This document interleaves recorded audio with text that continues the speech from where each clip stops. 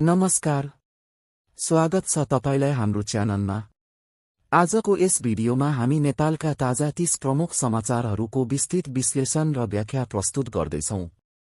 राजनीति, सुरक्षा, अर्थतन्त्र, समाज र अन्तर्राष्ट्रिय विषयसम्मका सबै महत्त्वपूर्ण अपडेट जान्नका लागि भिडियो अन्त्यसम्म हेर्नुहोस्।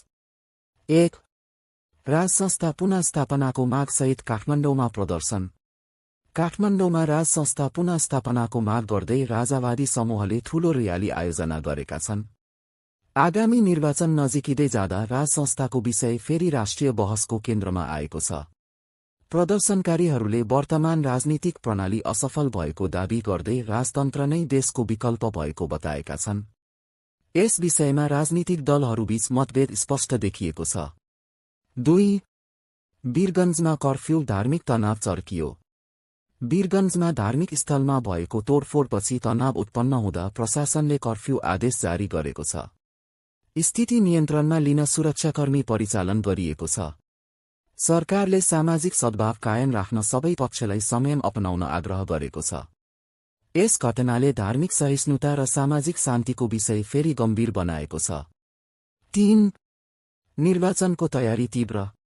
आगामी संघीय तथा प्रदेश निर्वाचनलाई लक्षित गर्दै राजनीतिक दलहरूको गतिविधि तीव्र भएको छ।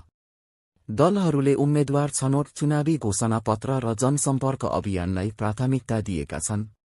निर्वाचन आयोगले मतदाता नामावली अद्यावधिक र मतदान व्यवस्थापनमा तयारी गरिरहेको छ। 4. नेपाली कांग्रेसभित्र आन्तरिक विवाद। नेपाली कांग्रेस पार्टीभित्र महाधिवेशन र नेतृत्व चयनलाई लिएर आन्तरिक विवाद चर्किएको छ। पार्टी सभापति र अन्य नेताहरूबीच छलफल चलिरहेको छ। यसले कांग्रेसको चुनावी रणनीतिमा प्रभाव पार्ने अनुमान गरिएको छ। 5. एमाले र अन्य दलहरूको रणनीति। एमालेले संगठन विस्तार र उम्मेद्वार चयन प्रक्रिया अघि बढाएको छ।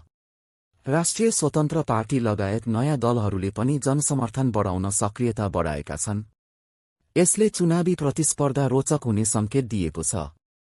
6. युवाको बढ्दो राजनीतिक सहभागिता। पछिल्लो समय युवाहरूको राजनीतिक सहभागिता उल्लेखनीय रूपमा बढ्दै गएको छ। सामाजिक सञ्जाल र सार्वजनिक बहसमा युवाहरू सक्रिय देखिएका छन्।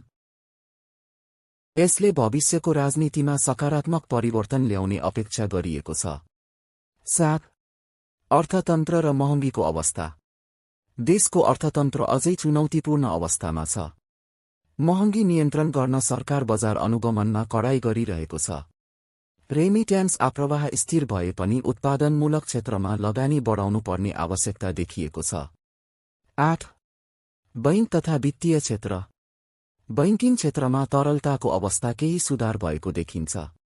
नेपाल राष्ट्र बैंकले वित्तीय स्थायित्व कायम राख्न नीतिगत कदम चालेको छ। उद्योग र व्यवसायलाई ऋण प्रवाह सहज बनाउने प्रयास भइरहेको छ। 9. शान्ति, सुरक्षा र आपराधिक गतिविधि। देशभर विभिन्न आपराधिक घटनामा प्रहरी अनुसन्धान तीव्र बनाइएको छ।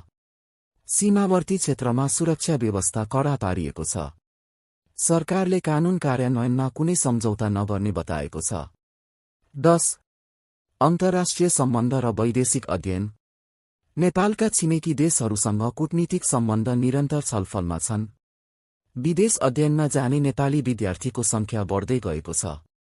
यसले शिक्षा र वैदेशिक रोजगारीसँग जोडिएका नयाँ चुनौती पनि ल्याएको छ। 11.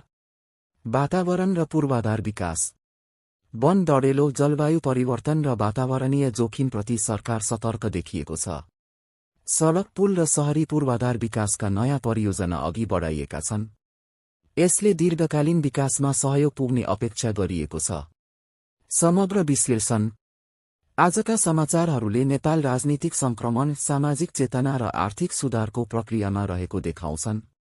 आगामी निर्वाचन, शान्ति, सुरक्षा र आर्थिक स्थायित्व नेपालका मुख्य चुनौती बनेका छन्। आजको समाचार तपाईलाई कस्तो लाग्यो? आफ्नो विचार कमेन्टमा लेख्न नबिर्सनुहोस्। यस्तै दैनिक नेपाली समाचार र विश्लेषणका लागि लाइक, शेयर र सब्स्क्राइब गर्नुस्।